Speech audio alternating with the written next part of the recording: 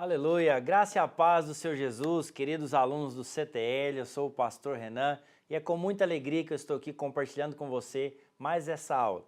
Lembrando que nesses dias, devido ao nosso jejum, nós estamos com as nossas aulas paralisadas e então quero compartilhar com você um pequeno resumo daquilo que você já aprendeu, para que você possa estar tendo contato com a palavra de Deus, relembrando tudo aquilo que você já estudou e também para estimular você a voltar às aulas, amém? No dia 15 agora do mês de abril, nós retornamos com as nossas aulas no cursão, no CTL e é muito importante que você volte, amém? Estou contando realmente com você. E hoje então quero falar para você nesse vídeo a respeito da estrutura da célula, ok? Então muito importante que você esteja atento para que você tenha pleno conhecimento e revelação do nosso modelo de igreja, como que funcionam as nossas células, amém? Então olha só, falar de célula é para nós também falarmos a respeito do anfitrião. Sabe, nós somos uma igreja em célula, que se reúne semanalmente na casa de um dos nossos irmãos, que nós chamamos de anfitrião. E por que célula? Por que esse nome célula? Porque você sabe, é a constituição do nosso corpo físico é constituído por células. Então, nada mais pertinente do que dizer isso. Cada grupo é uma célula que, unida com demais outras células, formam o corpo que é a igreja na cidade. Aleluia. Sabe, quanto mais células tivermos, mais esse corpo vai crescer em nome de Jesus. Mais a igreja cresce. Uma célula ela pode se reunir em qualquer lugar, mas ela se dá melhor no ambiente de uma casa. Então hoje, nossa igreja não pode funcionar, querido, sem casa. É muito importante para nós o papel do anfitrião, é extremamente importante e esse é um ministério muito importante também reconhecido por Jesus. Então, ao falar de célula, nós estamos falando dessa necessidade de termos um anfitrião. Olha o que a Bíblia diz em Marcos capítulo 2, verso 1. No dia em que Jesus curou um paralítico em Cafarnaum, havia muitas pessoas dentro de casa, que ele disse, filho, os teus pecados estão perdoados. Olha só o que a Bíblia diz em Marcos 2,13. Na casa de Mateus, o Senhor conversou com os pecadores e explicou que não tinha vindo chamar justos, mas pecadores ao arrependimento. Então você vai ver que muitos dos milagres de Jesus, muitos dos acontecimentos da Bíblia aconteceu em uma casa. Alguém abriu a porta para que Jesus pudesse entrar. Perdão. Quando Jesus foi ressuscitar a filha de Jairo, ele foi aonde? Lá na intimidade da casa. Sabe, na casa de Simão, o leproso, é que o Senhor predisse a sua morte. Então, vários momentos importantes da palavra de Deus e da vida do Senhor Jesus aconteceu em uma casa. Quando nós falamos de casa, nós estamos imediatamente pensando em quem? No anfitrião, naquele que recebe as pessoas. Sabe, um anfitrião para nós é uma peça-chave na estrutura da nossa célula, da nossa igreja. Sabe, olha só, foi lidando com anfitriões que o Senhor pôde liberar muitos dos seus ensinos. O anfitrião é uma figura espiritual importante para nós, pois todos nós somos anfitriões também do Senhor. Ele diz que ele está à porta e bate, e quando nós abrimos a casa, quando nós abrimos a porta que fala do nosso coração, ele vai entrar e vai ceiar conosco, ou seja, nós estamos recebendo Jesus. Somos todos anfitriões desse único convidado. Se formos bons anfitriões e lhe abrimos todos os recantos da nossa casa, que está ligado à nossa alma, certamente seremos deles a recompensa. Então olha só, não basta apenas abrir a casa, é importante abrir o coração. E é esse tipo de anfitrião que nós precisamos, daqueles que além de abrir a casa, ele abre também o seu coração. Por quê? Porque ele decide abrir e participar ativamente da vida da igreja. Ele faz da sua casa um lugar de bênção para outros. E aí, quero dizer para você, a importância da casa na obra de Deus. Por todo o Novo Testamento, vemos como a obra de Deus está intimamente relacionada com a casa, consequentemente também com os anfitriões. É interessante que a Bíblia fala a respeito disso. O Pentecostes, por exemplo, aconteceu em uma casa. Atos capítulo 2, verso 2. De repente veio do céu um som como de um vento impetuoso e encheu a casa onde estavam assentados. Então olha só, o Pentecostes aconteceu aonde? Em uma casa. Alguém abriu a porta para que os discípulos estivessem ali orando. Os cristãos se reuniam nas casas. Em Atos também a Bíblia diz que eles se reuniam de casa em casa e partiam pão. E eles ensinavam um ao outro ali dentro desse ambiente da casa. E aí nós entendemos que o anfitrião ele precisa ter um padrão. E aqui eu estou chamando do padrão do anfitrião. Lembrando, querido, que o nosso propósito com essa aula não é necessariamente passar todo o conteúdo que você já viu. É, na verdade, fazer um resumo, ajudar você a se lembrar daquilo que você já estudou. Então, numa igreja em célula, as pessoas são convertidas ao Senhor e também umas às outras. Em muitos casos, somos mais ligados aos irmãos em Cristo do que os irmãos naturais. É uma realidade. Então, é interessante, as pessoas elas se convertem a Cristo e também se convertem a nós. Ela passa a viver agora o nosso contexto agora de família, o nosso contexto agora daquilo que nós vivenciamos. Esses relacionamentos podem ser desenvolvidos em muitos lugares, mas eles são mais vistos e espontâneos e vivos aonde? Na casa do anfitrião, no lugar onde a célula se reúne. Casas são um fator fundamental para que as células aconteçam.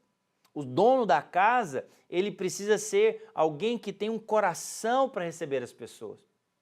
Esse anfitrião, ele não pode ser qualquer tipo de pessoa. Como nós dissemos antes, ele precisa abrir a casa, mas também um coração.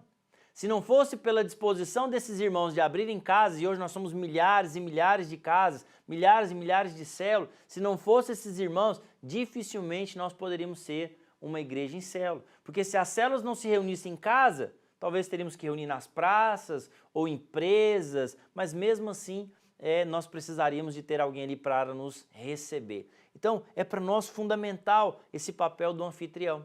Essa importância é desde os tempos da igreja primitiva. Como eu disse, vários momentos da palavra de Deus, a igreja primitiva não tinha templos para se reunir. Eles se reuniam de casa em casa.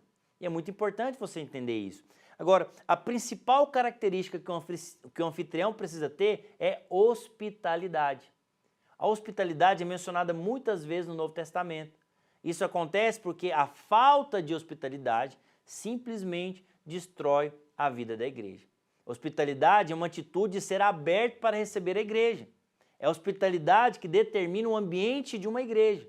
Uma atitude hospitaleira produz uma igreja amorosa, cuidadosa e aconchegante. Então, é isso que nós esperamos dos nossos anfitriões, que eles sejam hospitaleiros. São anfitriões que determinam em grande medida o ambiente de amor e acolhimento da igreja. Se você chega numa casa, imagina bem, se você chega numa casa e o dono da casa está com a cara feia, ele está ali indiferente com as pessoas, se ele está ali mais preocupado em que as pessoas não sujem o seu sofá do que necessariamente com as pessoas, ele não é alguém hospitaleiro, ele só está abrindo a casa. Nós não queremos pessoas só que abrem a casa, nós queremos gente que abre o coração. Um bom anfitrião influencia toda a igreja. Um bom anfitrião, ele promove esse liberar do ambiente da célula. Ele recepciona as pessoas com amor, com carinho. As pessoas se sentem bem indo na casa dele.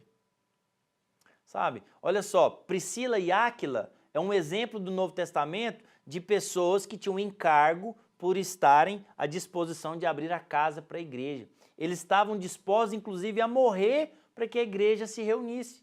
Então, Priscila e Áquila, eles eram anfitriões. Por muitas vezes receberam o apóstolo Paulo e a igreja se reunia na casa deles. A hospitalidade nos fala de abrir a nossa casa para ser um lugar onde os irmãos venham para ter comunhão, para ser cheio do Espírito. Olha que maravilhoso isso. Eu fico pensando no tamanho da recompensa que um anfitrião não vai ter. Ele abriu a casa dele, pessoas foram curadas na casa dele, casamentos foram restaurados lá, pessoas nasceram de novo. Acredite, querido, haverá uma grande recompensa para quem é anfitrião. Você nunca abre a sua casa para receber pessoas, você nunca abre a sua casa para receber pessoas para um churrasco, uma brincadeira ou para orar, então a sua vida é fechada. Você ainda não entende o poder da hospitalidade. Se você acha que as pessoas, a igreja para lá, eu me encontro com elas somente lá no prédio, no dia do culto, sabe, você ainda não entendeu o que é ser um bom anfitrião. A hospitalidade é um ambiente, é uma sensação de bem-estar. Então, o anfitrião ele precisa promover isso. Recepcionar bem as pessoas é garantir que elas vão voltar. Por que às vezes algumas pessoas, Eu gosto sempre de usar essa analogia, né? Sabe quando você vai num bom restaurante, a comida é boa, o atendimento é bom, o preço é bacana, você volta, principalmente pelo atendimento e pela qualidade. É assim também com as nossas células. Se lá o nosso anfitrião, se nós recebemos bem os visitantes, eles vão voltar. Por que às vezes alguns visitantes não voltam? Porque o ambiente não é legal, porque não há hospitalidade para receber as pessoas. Amém? Então, olha só, falando um pouco mais a respeito disso, a principal característica que se espera de um anfitrião é hospitalidade.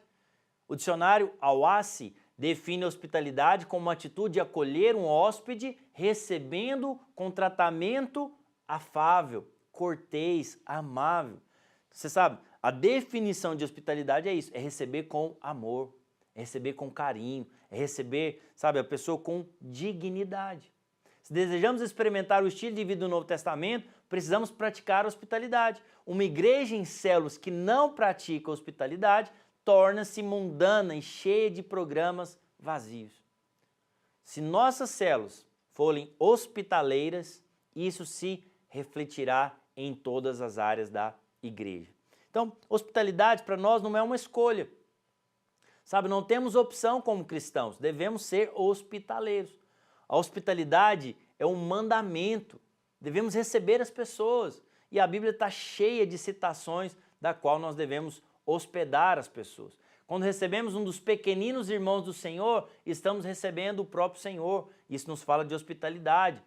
Então, tudo isso é para dizer para você que receber bem as pessoas é o diferencial na sua célula. Devemos acolher a todos, mas não podemos deixar de acolher os irmãos. A Bíblia diz em Gálatas capítulo 6, verso 10, por isso, enquanto tivermos oportunidade, façamos o bem a todos, principalmente aos da família da fé. Isso nos fala de hospitalidade. O que é ser hospitaleiro? É guardar o ambiente. Então, o anfitrião ele é aquele que prepara o ambiente antes da reunião da célula. Então, ele prepara, ele coloca já um louvor, o ambiente está arrumado, a música já está ali, já está acontecendo, um louvor, e ele já está com tudo preparado para receber as pessoas. Ele é alguém caloroso, ele recebe as pessoas com alegria, ele vai recepcionar, ele abraça, ele é afável com as pessoas se sentem bem indo na casa dele. Ele demonstra satisfação e alegria. Então, bons anfitriões, eles manifestam a alegria de receber as pessoas. Isso é alguém hospitaleiro, é alguém que recebe com alegria. E aí, nós falamos bastante agora a respeito do anfitrião. E agora, vamos falar um pouco a respeito da responsabilidade do líder da célula. Porque tão importante, ou um pouco mais importante que o anfitrião, é o líder da célula. O líder da célula é uma das funções mais importantes na vida da igreja. Ô, meu irmão, como é importante que você entenda isso. Você está sendo treinado para se tornar um líder de célula. Importante que você entenda, tamanha é a graça, o privilégio ser um líder de célula. Sabe, numa linguagem do Novo Testamento, ele poderia ser chamado de diácono. E aí nós vamos estabelecer quais as responsabilidades desse líder da célula.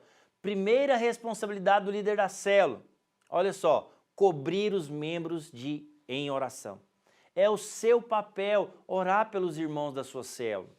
Sabe, você precisa se colocar na brecha, você precisa interceder pelos membros da sua célula, para que o Espírito Santo guarde, para que o Espírito Santo mude, transforme, para que o Espírito Santo livre eles do mal.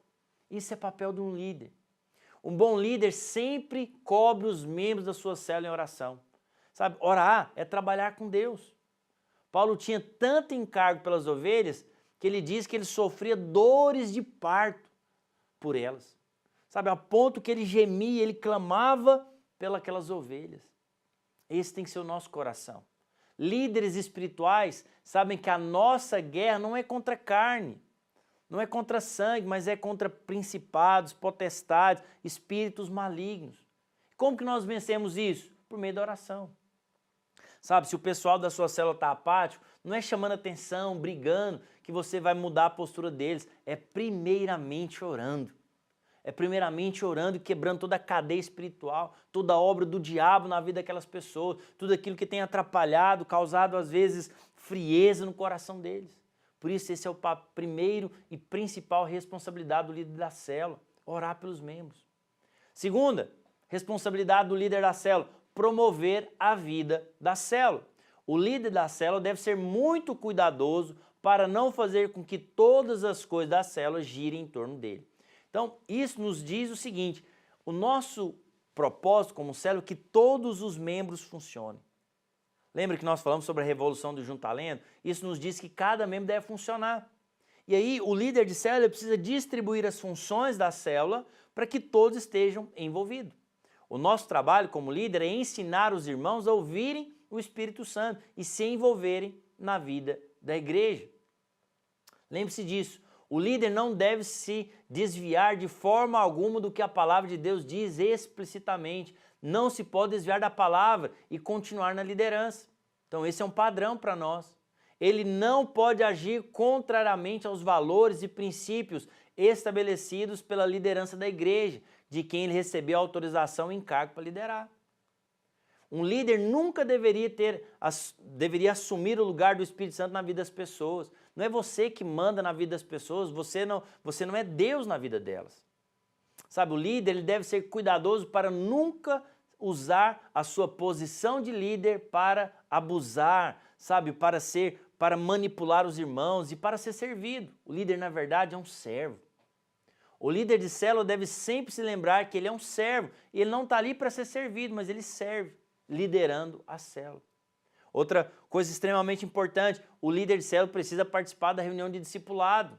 Você é discipulado por um discipulador, é acompanhado. Você precisa participar das reuniões. É lá que você é edificado, fortalecido, encorajado. É lá que você tem a direção do trabalho. O discipulado, o líder, ele deve discipular o líder em treinamento. É uma grande responsabilidade do líder da célula discipular o líder em treinamento, formar outros líderes. Sabe, aqui nós temos o curso de treinamento de líderes, mas não substitui o discipulado. Não se forma líderes apenas participando do CTL, querido. Você precisa se colocar, sabe, debaixo de um discipulado para você ser treinado, apacentado, capacitado. Sabe, é assim que você vai ser formado como líder, andando com outros, sendo discipulado. Sabe, o nosso curso de treinamento se ensina como funciona a reunião da célula, mas é no discipulado que o líder em treinamento terá a oportunidade de aprender e fazer. Então, é papel do líder treinar o líder em treinamento. Para quê? Para fazer o que ele faz. Compartilhar a palavra, preparar o louvor, aconselhar, orar. Tudo isso é papel do líder discipular o líder em treinamento. É papel do líder também motivar os irmãos ao evangelismo. Uma célula que não tem visitante regular dificilmente vai se multiplicar. Um bom líder, guarda isso no seu coração, um bom líder sempre encoraja os membros a trazerem visitantes para a sua célula. É assim que funciona. O líder precisa ter esse encargo, estimular constantemente as pessoas a evangelizar. É responsabilidade também do líder conduzir a célula. A reunião da célula é muito importante e o líder é o responsável por conduzi-la. É na reunião que nós percebemos como o grupo e podemos ministrar uns aos outros. Então o líder precisa checar se todos estão compartilhando, se todos têm uma função, se todos estão participando, se todos foram na reunião. É papel do líder conduzir a reunião da célula. Na reunião é importante que todos participem. O padrão de Deus é que todos ministrem de acordo com o dom que recebeu. É também responsabilidade do líder apresentar os membros com a ajuda do líder, apacentar os membros com a ajuda do líder em treinamento. Apacentar nos fala de cuidar. Você líder, você precisa cuidar das suas ovelhas. Você precisa ver cada membro da sua célula como uma ovelha que Deus te deu o privilégio de cuidar. As ovelhas são dele, mas ele te deu o privilégio de cuidar.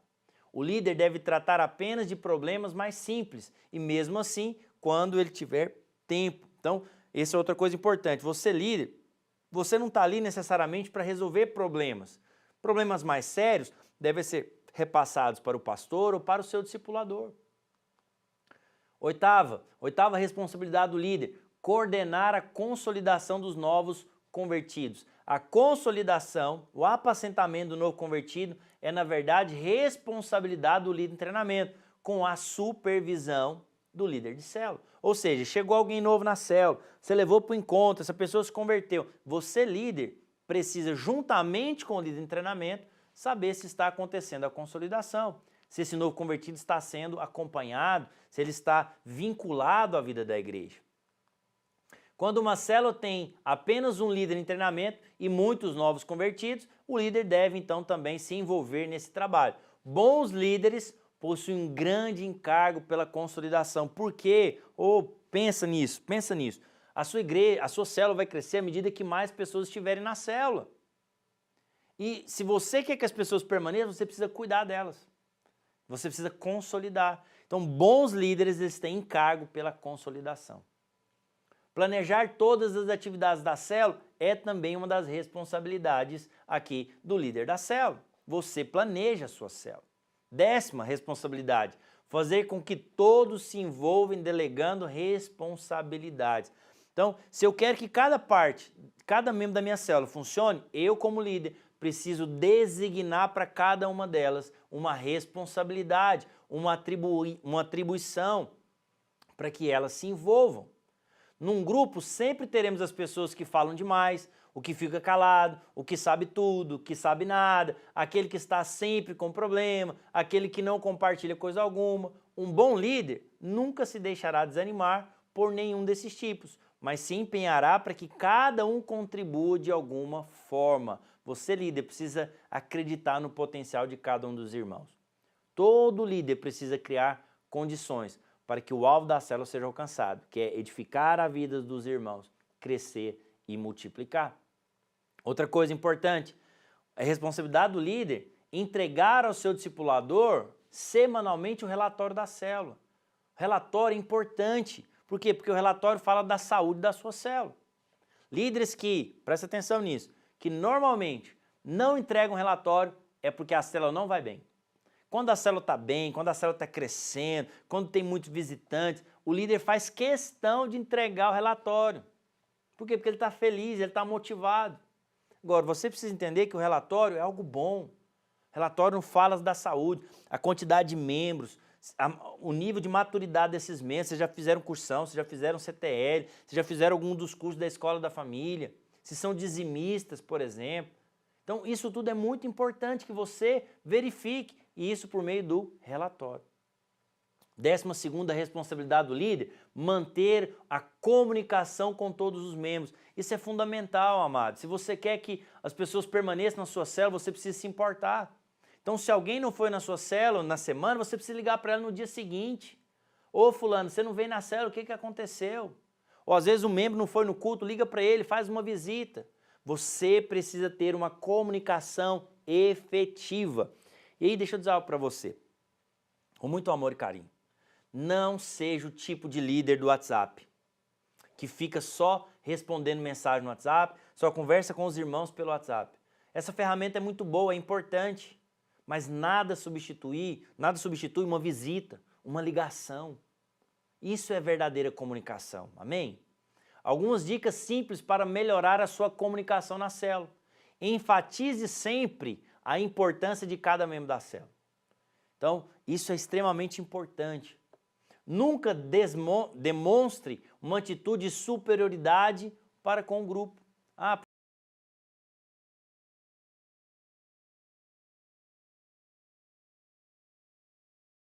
Conversando com as pessoas, olha nos olhos, dá atenção para elas, mostre de fato que você está interessado também em ouvi-las. Aprenda a incluir os membros da célula na sua conversa.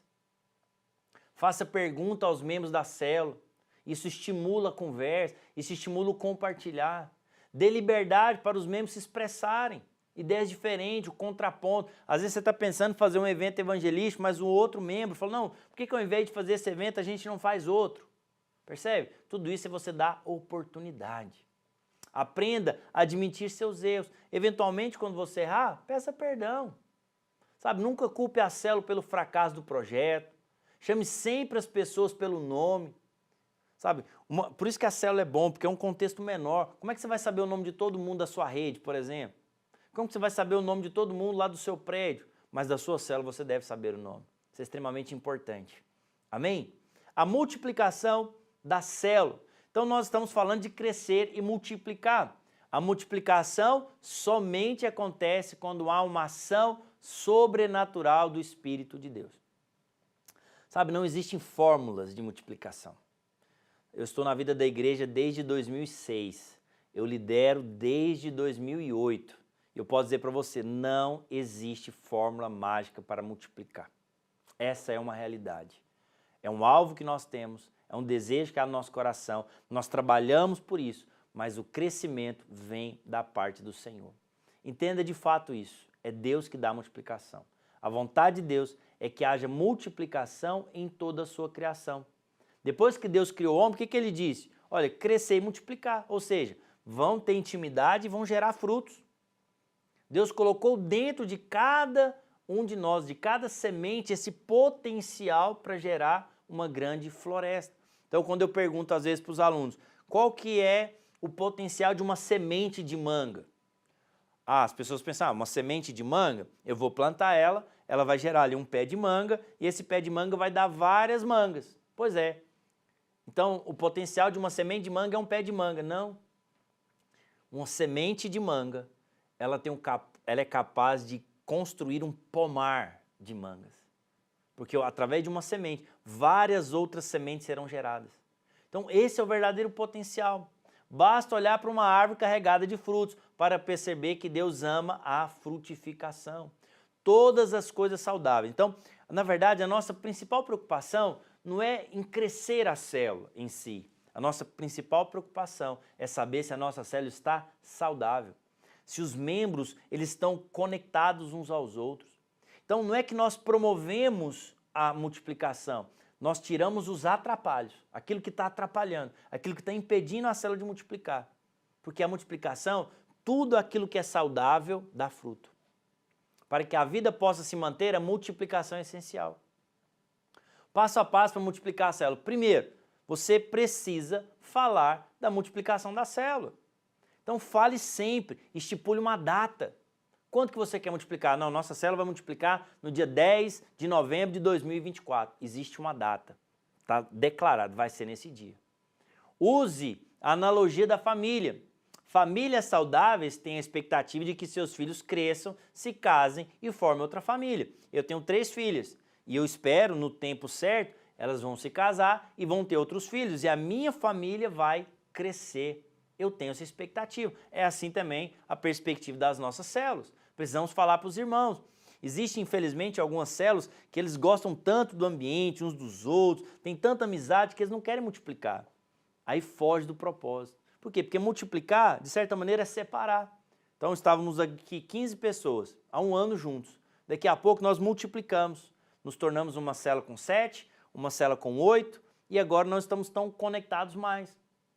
Mas por quê? Porque cumprimos o propósito de crescer e multiplicar. Agora essas 2 novas células vão ganhar outras pessoas, vão multiplicar novamente e assim sucessivamente.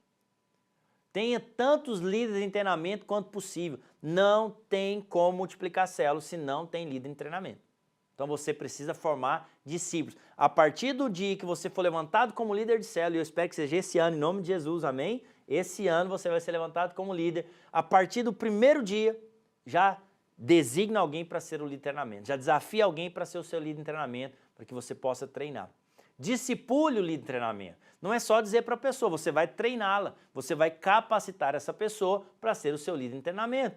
Invista o seu melhor tempo nesses líderes em treinamento, porque eles serão os futuros líderes. Então, olha só, faça apelo na célula por novos líderes. Normalmente as pessoas falam assim, pastor, como é que eu faço para me levantar líder em treinamento? Eu sempre falo, ó, primeira coisa, você vai chegar na célula e vai fazer uma simples pergunta. Irmãos, nós precisamos crescer e multiplicar a célula. Para que isso aconteça, eu preciso de ter novos líderes. Alguém aí quer ser um novo líder? Simples assim, começa assim, faz uma pergunta na célula, faz um apelo, explica por que é importante ter líder em treinamento. Quando você é claro com os irmãos compreendem. Quando você é capaz de falar, sabe, de maneira clara, mostrar o propósito, o objetivo, as pessoas ali vão se levantar para serem seus líderes em treinamento.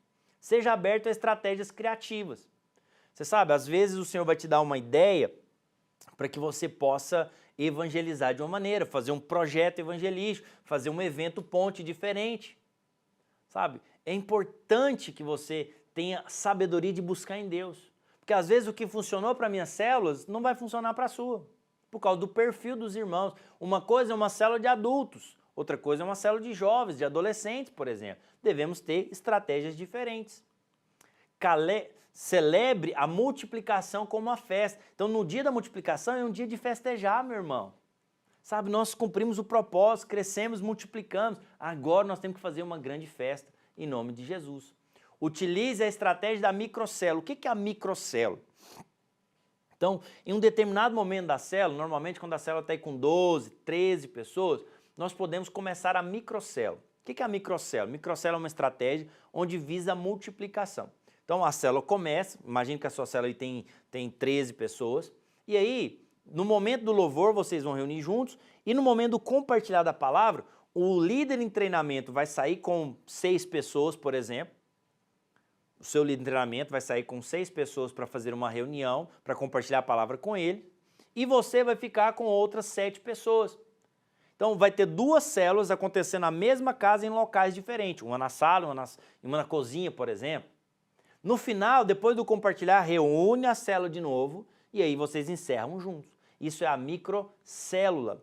No final do processo, os novos líderes estarão preparados e a partir do crescimento das microcélulas, a multiplicação acontece. Então, a microcélula é uma preparação para multiplicação.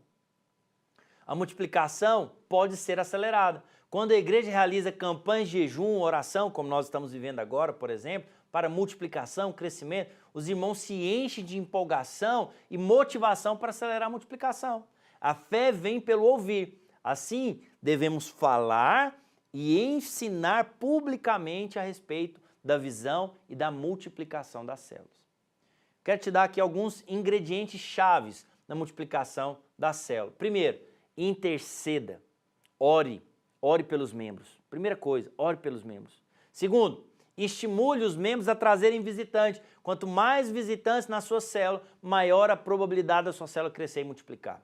Terceiro, faça contato com visitantes durante a semana. Então, se um visitante for na sua célula, no dia seguinte, entre em contato com ele. Liga para ele.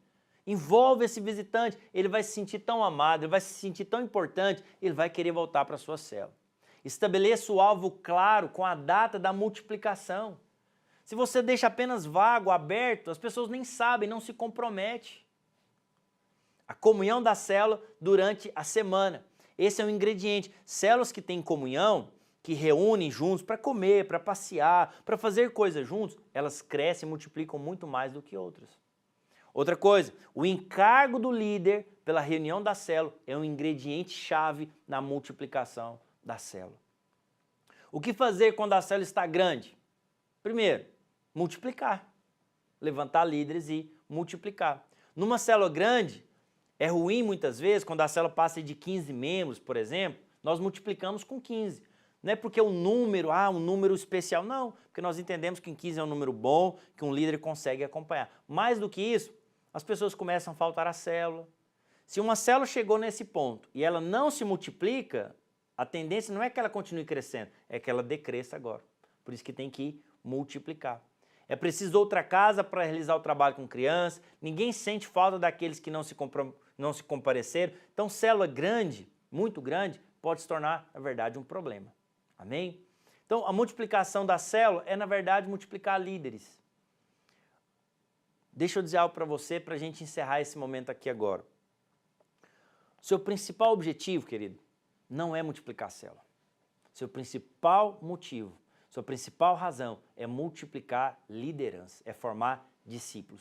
Foi isso que Jesus nos mandou fazer. Jesus nos mandou fazer discípulos. Sabe, a célula não é o ponto focal. Células surgem e desaparecem, começam e terminam. A menos que os membros do grupo se transformem em líderes de célula, os frutos não serão duradouros. E aí, nós teremos dificuldade para expandir o reino de Deus. O líder de célula bem-sucedido não é somente aquele que leva a sua célula a crescer, porque adianta eu ter lá 15, 20 pessoas na minha célula, mas se eu não multiplicar, se eu não formei outro líder, o verdadeiro fruto, guarda isso no seu coração, o verdadeiro fruto de um líder de célula são outros líderes de célula discipulados por ele. É multiplicar a liderança. Amém, queridos? Espero que você tenha gostado, na verdade, relembrado aí de tudo aquilo que você já aprendeu. E eu quero estimular você, quero dizer isso para você, volte para as aulas. Ainda tem muita coisa para acontecer, você ainda vai aprender muitas coisas. E eu estou ansioso pela volta das nossas aulas. A partir do dia 15 de abril, nós retornamos às nossas aulas e será poderoso para a glória de Deus. E eu quero também aproveitar para dizer para você, nos dias 25, vou me certificar aqui agora, que essa data me fugiu. Nos dias 26, 27 e 28 de abril, nós teremos o reencontro do CTL e você tem que estar lá. Você não pode abrir mão. As inscrições já estão abertas, já estão liberadas na secretaria. Você pode fazer a sua inscrição e participar desse reencontro que será tremendo e poderoso em nome de Jesus. Aguardo você, um grande abraço, Deus abençoe você.